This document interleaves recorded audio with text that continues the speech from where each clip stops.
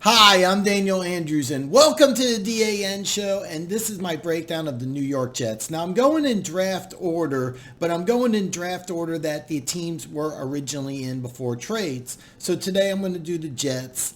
Tomorrow is the Raiders, then the Colts, then the Bucks, and then Friday I finish up with the Denver Broncos. And all my video breakdowns are the same. I break down what I like, then I talk about what I don't like, but then I finish up with the Vegas over under and if I am going to put action down on that particular team. So listen, if you're new to my channel, I just got one simple question for you. Do you like football? Because if so, you're in the right place. There's this button right around here. See it? See it? See it?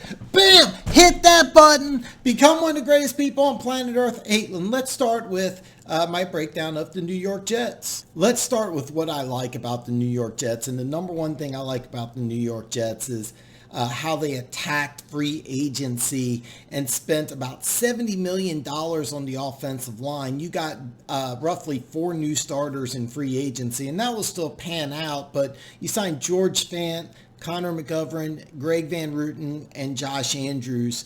And here you go. You spend all this money on, and you isolated your issue. I really like this. When you isolate the problem with your team as your offensive line, then you get really aggressive in free agency and you go and attack it. And then you also, in the draft a pair of offensive tackles on top of that. So basically you got 6 new players on that offensive line. Who's going to start day one's rather interesting.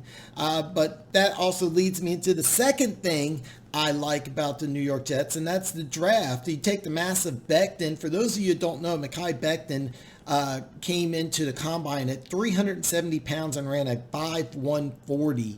That is literally unreal. Now, I believe the way it's going to work is they're going to have George Fant played a left tackle and then Becton played a right side.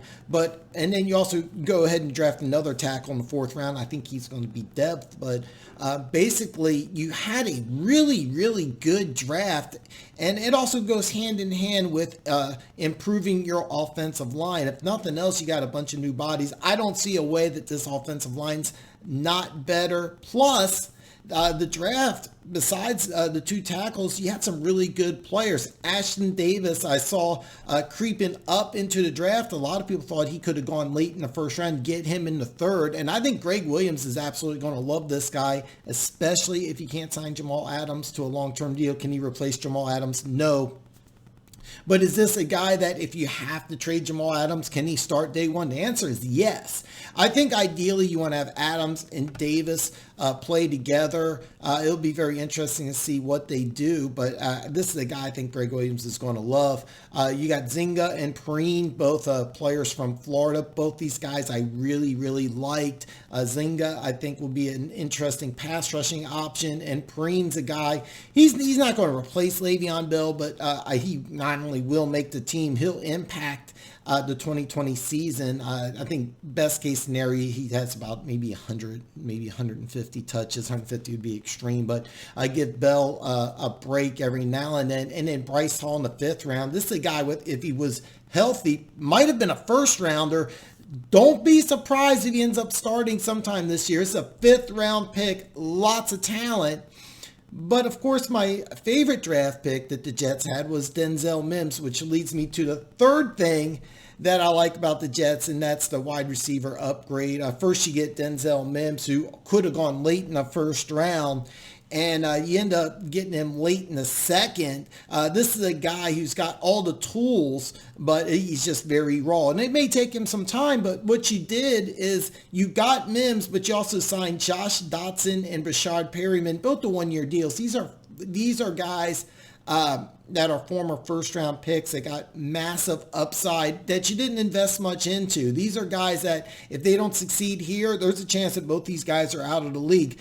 More than likely, even if they're released, they'll probably sign a cheap veteran minimum free agent deal at the end of 2021. But ideally, because these guys have so much upside, they show the upside, they show the potential, they show what made them first round draft picks, and they excel here in New York with Denzel Mims. Keep in mind, your leading wide receiver last year was actually Jamison Crowder. He's still there. He's a slot guy. So you're going to add Mims. And if one of these guys pans out, ends up being a good option on the other side, you all of a sudden have a decent wide receiver core. If nothing else, you went ahead and you added a lot of talent to this wide receiver core, and you didn't invest a lot of money. If it doesn't work out, it's one of your deals, you get rid of them, you go back into the draft, or you go through free agency again next year. But I like the idea. You isolated your problems on the offense. You fix the offensive line, you go ahead and you draft a wide receiver, and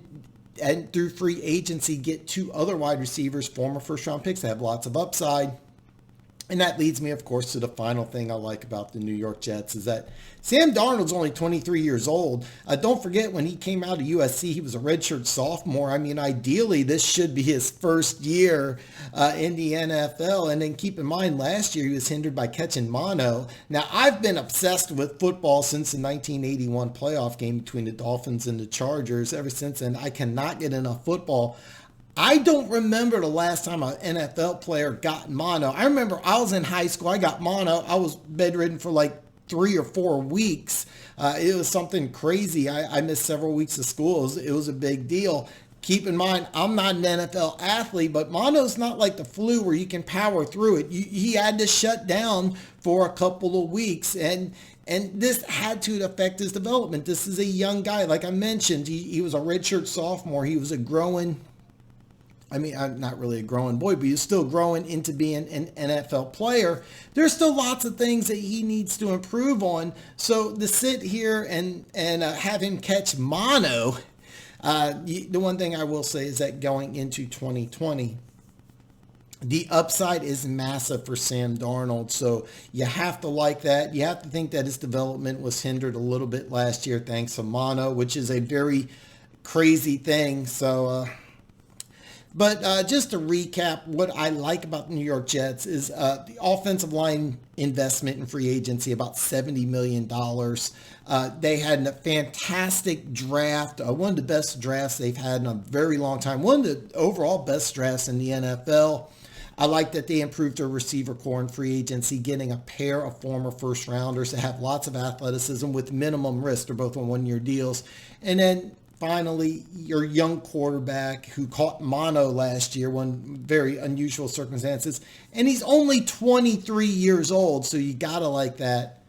Now let's talk about what I don't like about the New York Jets. The first thing I don't like about the New York Jets is that they don't have a number 1 wide receiver. Okay, last year's number 1 wide receiver is Jamison Crowder. He had 78 receptions. Here's the thing. You got DeAndre Hopkins, who was traded. Stephon Diggs was traded to a division rival. Tyler Eifert, Austin Hooper. These are guys that it's 3rd and 7. These are guys that you would be able to go to. Demarcus Robinson, he's re-signed a 1-year deal with the Kansas City Chiefs, and he's option 5 on the Kansas City Chiefs. He would be the number 1 receiver for the Jets. He really would. Now, keep in mind, I like Denzel Mims. I like Dotson and Perryman signing for 1-year deals. But bottom line, if you're Sam Darnold, it's 3rd and 7, who are you going to? Who do you trust? If you think it's Jamison Crowder, good luck. But in a perfect team, this is your 3rd wide receiver. This is your slot guy. So, here you are, you got a young quarterback, and yes, I do like what they've done with the offensive line and protecting him, but bottom line, they could have done a bigger effort in surrounding Sam Darnold with some offensive skill position talent. Speaking of offensive skill position talent, the second thing I don't like is Le'Veon Bell's numbers. This was a terrible return on investment. I think you owes the deal $75 million, if I remember right. Here's his numbers: 245 carries, 789 yards, 3.2 yards a carry, 3.2, 3 touchdowns. 66 catches, 461 yards. That's 7 yards a reception, 1 touchdown. So it's a grand total of 1,250 yards and 4 touchdowns. By the way, it's 4 yards a touch. You realize how bad that is when you have 66 catches and 245 carries? You're averaging 4 yards a touch, so 7 yards a reception, 3.2 yards a carry. And granted that the Jets isolated the issue of this being a really bad offensive line. I think Le'Veon Bell's an excellent running back, don't get me wrong, but you spent all this money on Le'Veon Bell and you did not get a good return on investment. It probably would have been a better idea, especially in this day, to invest wisely in other parts of your offense. Spending big money on a running back has not worked out for almost anybody. So the Jets went ahead and did this, and they didn't get a good return on investment. This must be improved. The offensive line and the receivers that they got must allow Le'Veon Bell to return to the type of performances that he had earlier in his career with the Pittsburgh Steelers. Kind of tie in everything. The third thing I don't like, and it's kind of tagging on the first two things, is your offense was so god-awful last year. 31st in points, 32nd in yards. I mean, this offense was just terrible. There was not one thing that this offense did well last year. You had one of the worst passing attacks, maybe it's 31st in rushing yards, 31st in rushing touchdowns, 6 rushing touchdowns, 32nd dead last yards per carry. So, I mean, this defense or this offense was just terrible. And you didn't sign any blue chip prospects. You didn't sign any Pro Bowl players to this team. You just signed a lot of players, which is a good thing. And if these players pan out, then great. But you didn't sign like a Pro Bowl left tackle or a Pro Bowl guard or a Pro Bowl wide receiver. You signed a bunch of different players and you're hoping they pan out. Bottom line, this offense was probably the worst, or one of the worst, top 1 or 2 worst in it says at top, it should be bottom, 1 or 2 worst in the National Football League. And you didn't really sign a big name offensive player to really help you improve. So it's interesting. And the fourth and final thing I don't like about the Jets is that the defense was very good. I want to be very clear. I think Greg Williams did a great job. There's some really, really, really great players on this. Actually, Jamal Adams is really the only great player. But he only had 35 sacks last year. And here you are in a Greg Williams defense only having 35 sacks. If you don't know anything about Greg Williams, he loves attacking the quarterback, blitzing from different directions. Your leading 2 sackers are Jordan Jenkins, who you re-signed to a 1-year deal, and Jamal Adams, who plays strong safety. He had 6.5 sacks. That's great. That's a great number. Should he really be having 6.5 sacks? You want your strong safety to be your second leading sacker. They didn't sign anybody to rush the passer in the offseason. Granted, Zinga in the 3rd round is a good player, but if you're counting on a 3rd round player to improve your pass rush, and that's it when you only have 35 sacks the year before, that's not good. For a Greg Williams defense, you need to have a lot more pressure on the quarterback, especially considering how terrible your offense is. So that's something they did not do anything in free agency. Granted, Quinnen Williams, who the 3rd overall pick in the draft last year, a lot of people thought this guy was a can't-miss prospect. He should be a lot better, but he's not really a pass rusher. So that's something I really, really didn't like. So just kind of recap, what I don't like about the Jets here is they don't have a number 1 wide receiver. On 3rd and 7, what's Sam Darnold going to do? The return on investment of Le'Veon Bell, who I think is an excellent player and has a chance, but bottom line, 1,200 yards and 4 touchdowns for, what was it, $75 million? That's not good enough. As bad as this offense was, you didn't sign 1 Pro Bowl player. You signed a lot of different bodies. And overall, ideal world, this should work. But bottom line, did you add a Pro Bowler? Did you add a big name? You know, you could have traded for DeAndre Hopkins. Why didn't you? Didn't sign anybody big. You just added a bunch of players. If it works, it's going to look brilliant, though. And 35 sacks on a Greg Williams defense, a defense that is basically built to put pressure on the quarterback. They didn't do nearly enough, and they didn't sign anybody. So what did I say? Wait around to the end where I talk about the Vegas over-under and if I'm going to put action down on the Jets. The over-under for wins for 2020 is 6.5. And the over is negative 135, which means that you have to wager $135 to win 100.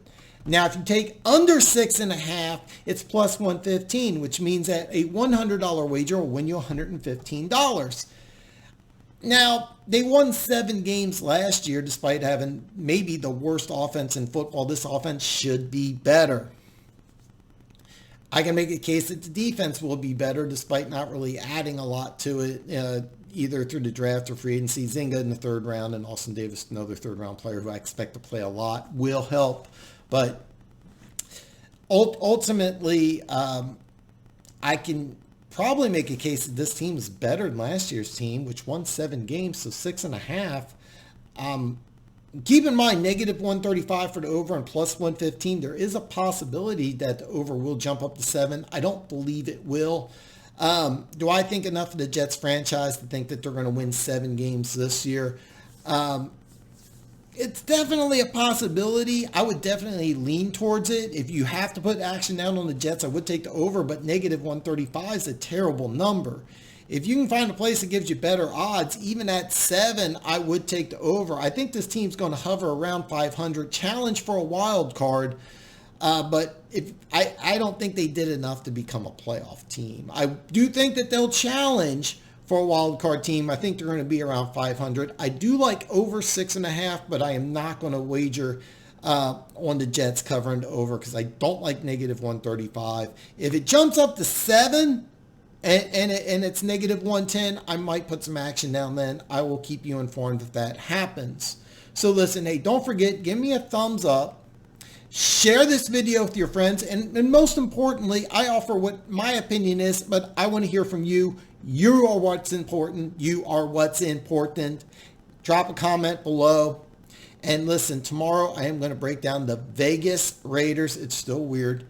So have a great Monday, and I will see you tomorrow.